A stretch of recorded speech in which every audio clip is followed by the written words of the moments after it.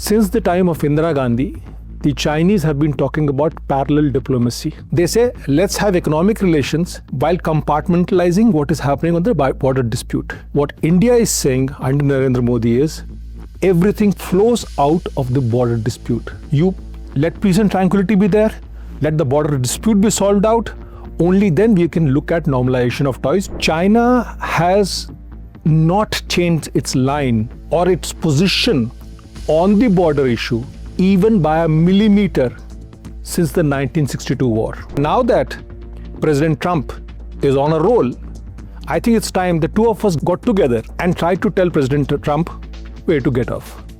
This is the sum and substance of what it is happening. The two sides have actually been able to disengage on the line of actual control, that is 1597 kilometers in East Ladakh. They have disengaged, but de-escalation is still to take place. China is supplying Yuan-class submarines to Pakistan. China, a huge defense partner with Pakistan, supplying of armed drones, supplying of aircraft. China is supplying to Myanmar, China is supplying to Cambodia, China is supplying to a host of places. All these countries, particularly in the neighborhood, have an adversarial attitude towards India, and that includes even Nepal.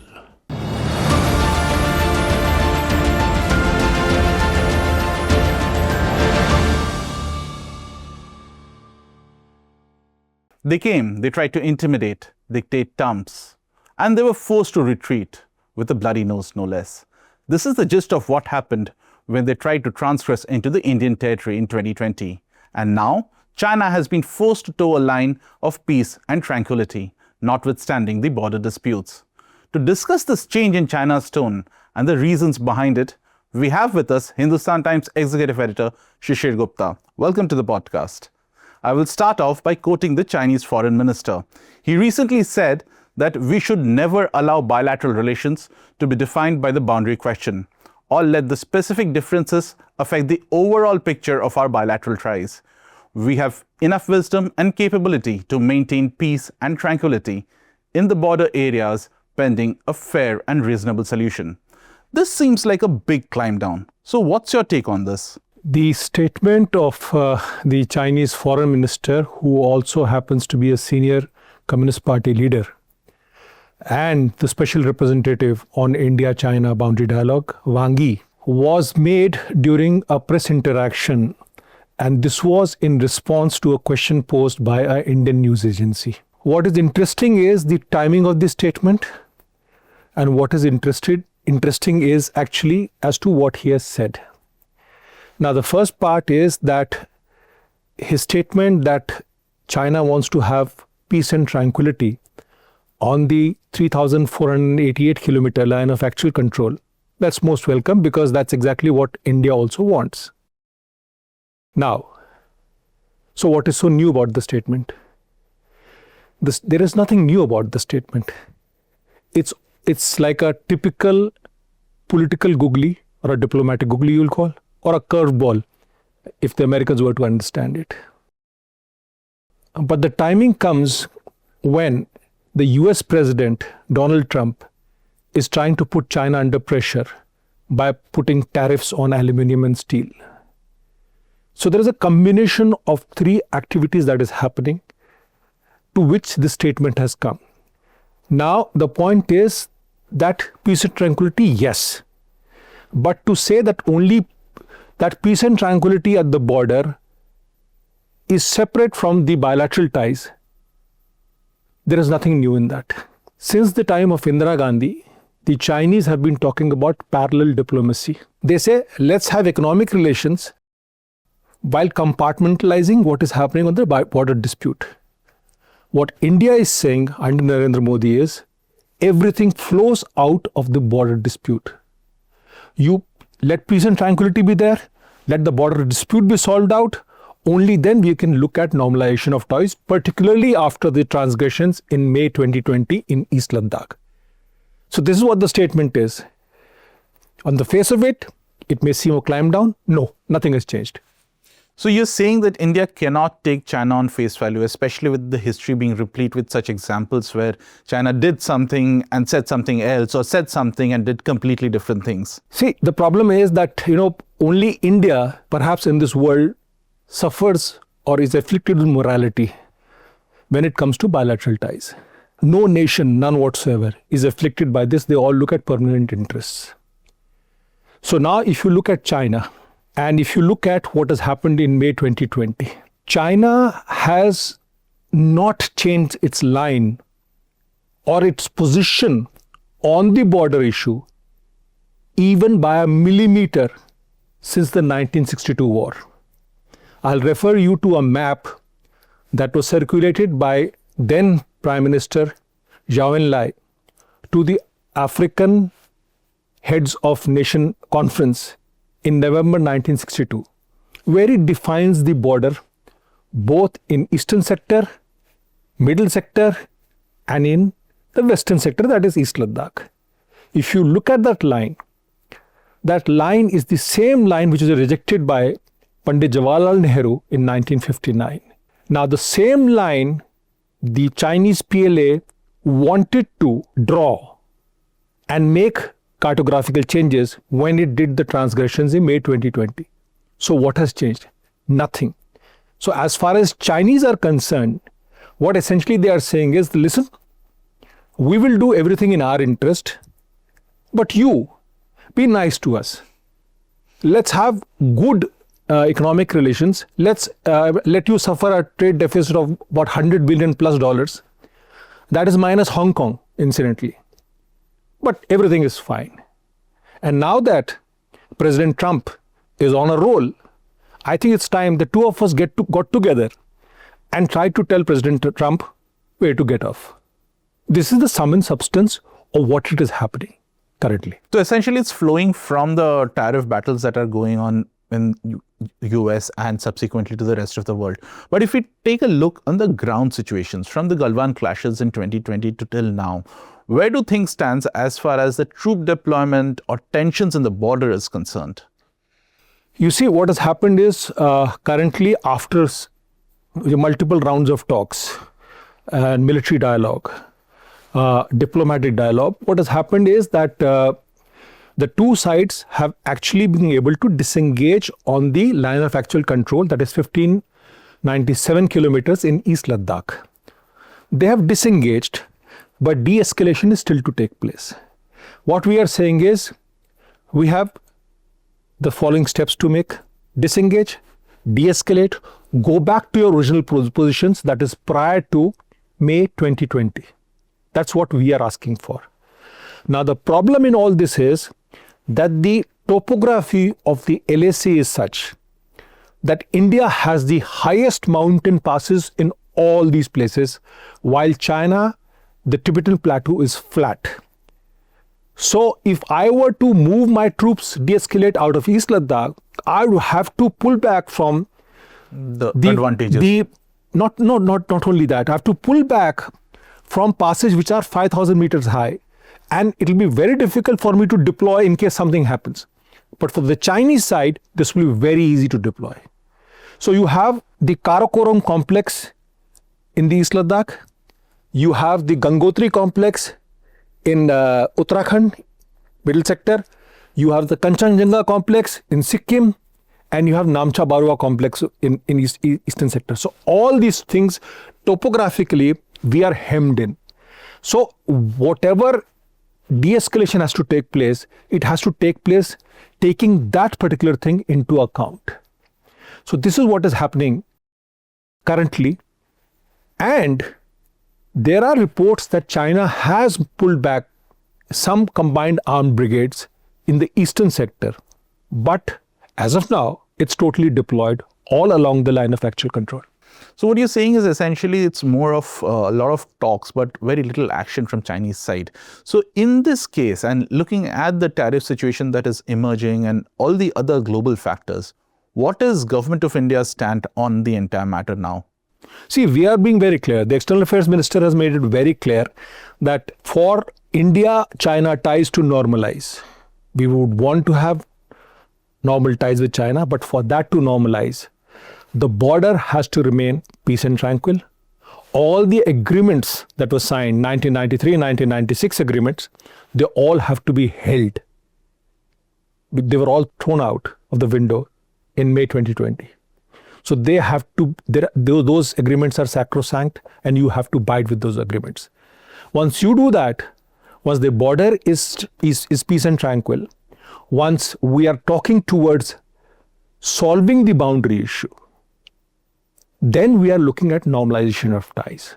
So these are steps that have to be taken from the Chinese side.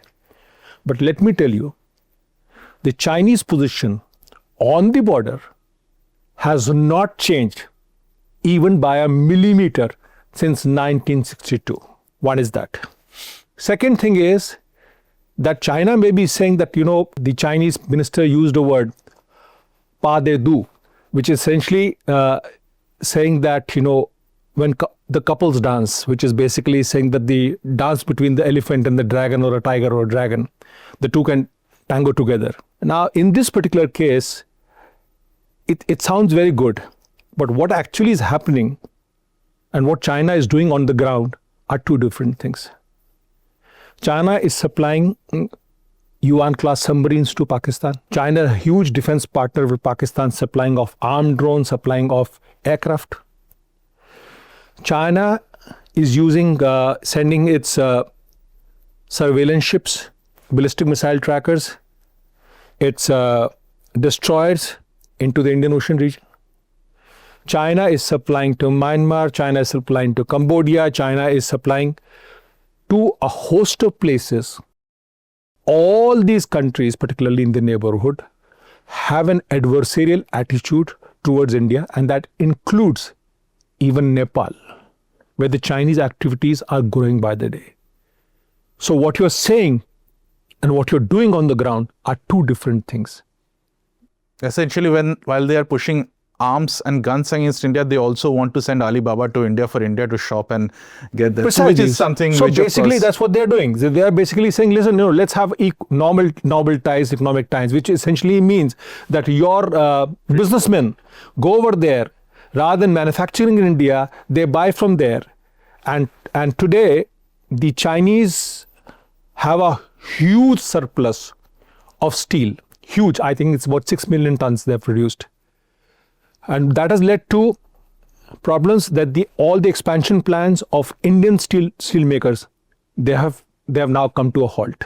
And that is one reason why the Americans are putting duty on them, while we are looking at putting anti-dumping on them. And there is more pressure coming from the US on China, which is leading to all these good statements, making you believe that actually nothing happened in May 2020. Right. Moving on from there, China has also been mapping the seabed to unlock new edge of warfare. Like there's a new sort of warfare which is happening in the way China is mapping the seabeds and all of that. But like China, if we look at very traditionally, has not have had the best of the naval supports because of its geographical position. But that's something that also they're trying to crack right now. So what do you think is happening in that front, especially looking at the tensions in the Indo-China Sea and everything? See, China has been expanding its navy since at least 2010. And today, Chinese Navy is the largest navy in the world. It has added more ships to its navy in the past decade than the entire Indian Navy. Right?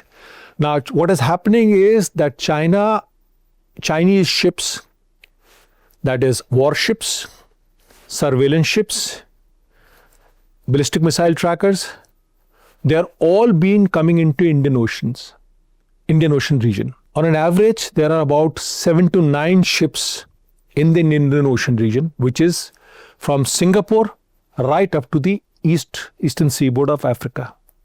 Even now, there is a Chinese surveillance vessel which is south of Andaman Nicobar Island. And this one is on what is called the 19-degree ridge on the Indian Ocean. So what China is doing is it's mapping the seabed, ostensibly for minerals, but actually it is looking at the temperatures and it is looking at the salinity of water for future submarine operations. And that is something which India needs to get worried about. That is something which all the Quad countries, including the US, Japan, and Australia, have to be worried about. So that brings me to the next question. How can India counter such a maneuver?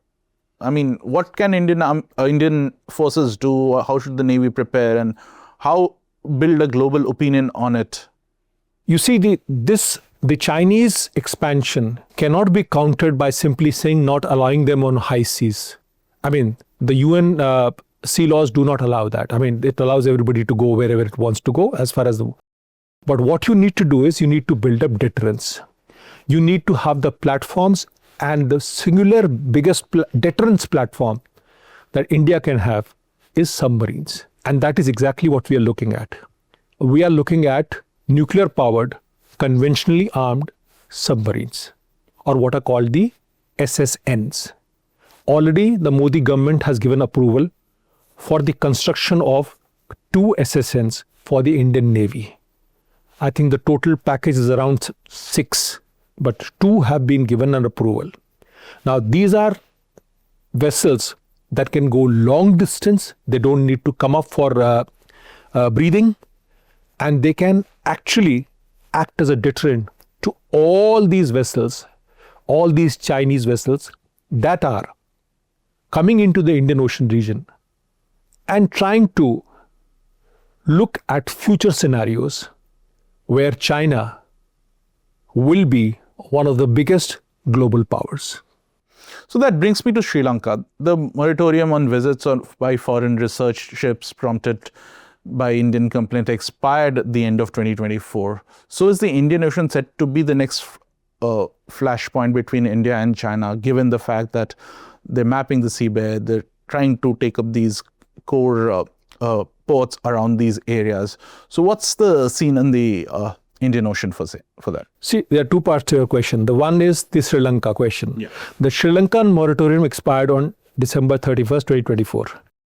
But prior to that, the Sri Lankan president, that is Dasanaike, had come to India, and he has overtly made a statement saying that he will not allow Indian interests to be harmed, whether it be from air, sea or land. What I know of for it to be certain is that no ship, no surveillance ship, no warship has docked into Sri Lanka since January 1st, 2025. And they will take a decision by putting out standard operating procedures so that they take a decision on which ship to be allowed on a case-to-case basis. This is where the Sri Lankan position is. Now, this position may get further clarified maybe next month, where there is a possibility of Prime Minister Narendra Modi going to Sri Lanka after the BIMSTEC dialogue in Bangkok. The second question, the Chinese are definitely expanding their navy in a big way, not only in the Indian Ocean, but also in the Pacific Ocean. So in the entire Indo-Pacific Ocean, there is the expansion of PLN Navy. Now, the whole idea in this is that what you do is, as far as the Pacific goes, they want to cross the first island chain.